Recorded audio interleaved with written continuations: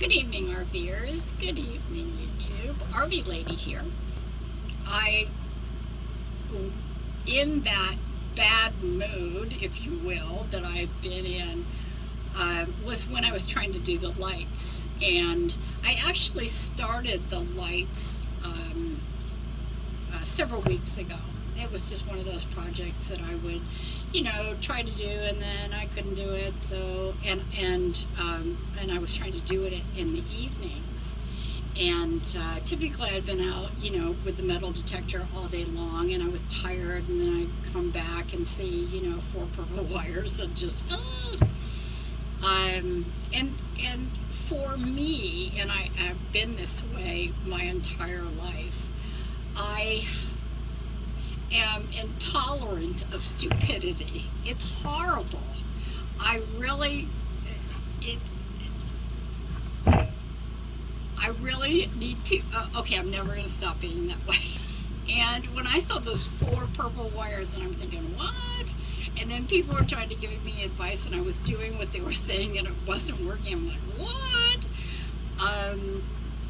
And that just kind of cavalcated into the next thing. I wanted to do what was a really simple. Finished what I started out weeks ago trying to do, which was put the wiring for my rear tow lights underneath the Suzuki.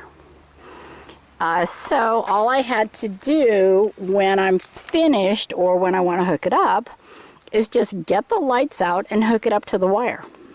Okay, and then here was my concept, was I put the lights up and back in here, open the door, and then my lights store in this, the tire. Okay, and there they are, all nice and secure, and I close the door. And then on the front, same deal.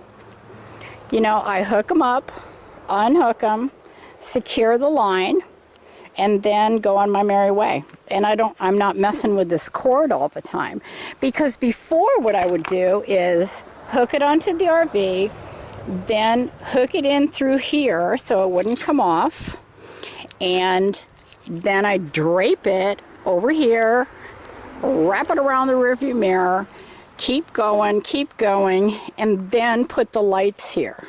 Having to wind up that cord and put it away and stuff like that, when I could just unplug the Suzuki from the RV and then take the lights and put them away and leave the cord where it was for the next time. And when I went to the RV service place that's not too far from here, and they quoted me $500, I was like, what? What? So I truly don't know what's involved with what they were going to do. Maybe it was worth $500. I have no idea, but I have resolved the situation by just settling for having the one light, considering when I initially started on that rear lighting project thing, when I took the wires down, the black and the blue wire were not even connected. They were just dangling out by themselves. So my assumption is I have not had lights for thousands of miles.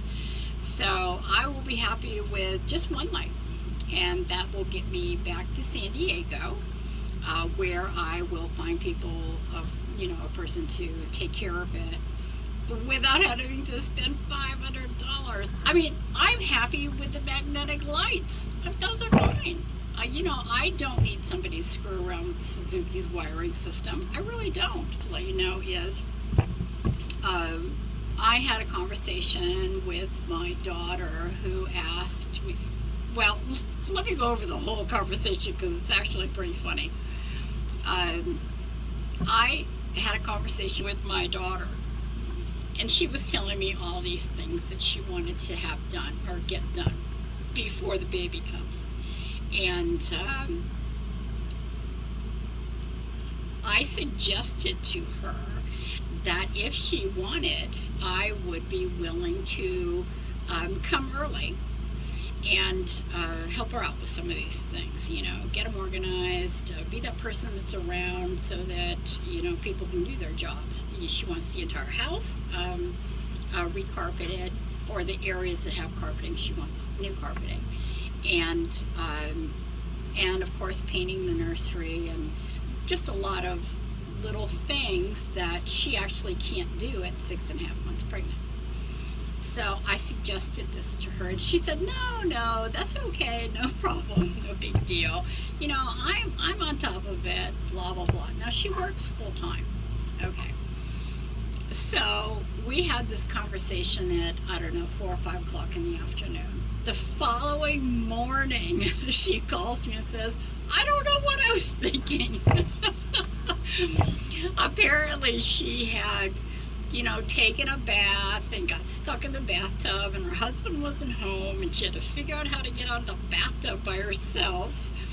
And for whatever reason, she spent hours crying, and she said, she must have been just insane when she said no. And so I laughed and said, okay, this is what I'm willing to do.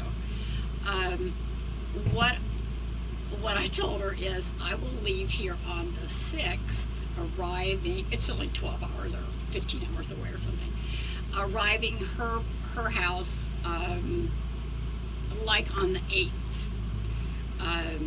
I wanted to wait until the 4th of July thing is over, and then I'd head down, and help her out.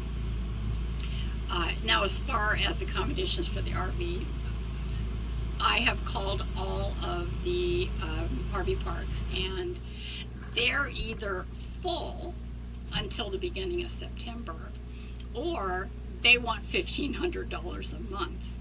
And when I say this, I mean plus electricity. One wanted $1,200 a month, and there was no sewer. You had to move your RV to dump your tanks. And I'm like, what? Okay, but it's season. The season really stops beginning of September, but then kicks back in November.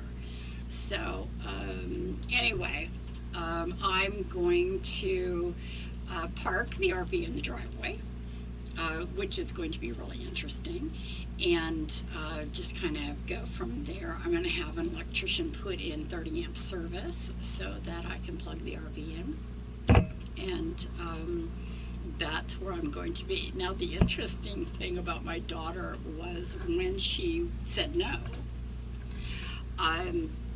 she said no mostly because I told her that I'd come and stay for 6 months. Okay. So she saw that as the clock is ticking. And I said, not that I'm doing myself any favors here, but I said I would come for 6 months once the baby is born. So the clock actually starts when the baby's born. And so she was so happy and relieved, and so the baby's going to be 6 months old by the time I leave. And don't say it. I've had everybody say this. Oh, you're not gonna want to leave. And I'm gonna want to leave. I know myself pretty well. I'm gonna want to go. And that will be April of 2017. And then what I'm going to do is go out to the local desert and hang out there for a month or so while she kind of breaks in, make sure that the whatever accommodations she has for him are good.